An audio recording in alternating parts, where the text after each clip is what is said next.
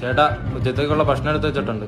ചുമ്മാ ദേഹം അനങ്ങുന്നില്ലല്ലോ, അതിൽ അനങ്ങട്ട്. നിങ്ങളാണ് ഇങ്ങനെ വഷളാക്കുന്നത്. ദേഹം അനങ്ങാത്ത അങ്ങനെ പിടിച്ച് ഈർക്കിൽ അനങ്ങാൻ വെച്ചിരിക്കുന്നു.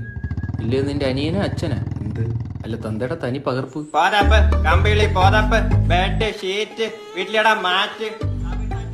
നോക്കടാ, നമ്മുടെ നാട്ടിൽ നിന്ന് ഒരു പണിയെടുത്ത് ജീവിക്കുന്നു. നമ്മുടെ തന്തമാര് കാണണ്ടല്ലേ, അവനെ വെച്ചായിരിക്കും അടുത്ത് പോകാം. ഇത് ഏത് ഭാഷ?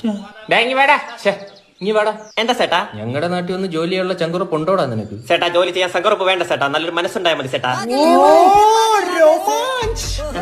ഓ എനിക്ക് തോന്നി ഇവ നിന്റെ അച്ഛന് പിറക്കാതെ പോയ മോനാ. ഒരു മാസം എത്ര രൂപ കിട്ടൂടെ? മാസം 25,000 രൂപ കിട്ടും ചേട്ടാ. 25,000 രൂപ? എന്താ ചേട്ടാ? അല്ലടാ നീ ഷീറ്റ് തന്നെയാണോ വിൽക്കുന്നത്? ചേട്ടാ ഓവർ ടൈം ചെയ്താ കിട്ടും ചേട്ടാ. എന്തിനടാ ഇത്ര കിടന്ന് മരിച്ച് പണിയെടുക്കുന്നത്? ഇവിടെ മലയാളികൾക്ക് പോലും ഇല്ലല്ലോ ഇത്ര ആത്മാർത്ഥത. നിങ്ങൾ എന്ത് ചെയ്യും ചേട്ടാ? ഞങ്ങള് സിവിൽ എഞ്ചിനീയേഴ്സ്. എന്നിട്ട് എത്ര വീട് വെച്ചു ചേട്ടാ? ഇതെല്ലാം ഞങ്ങൾ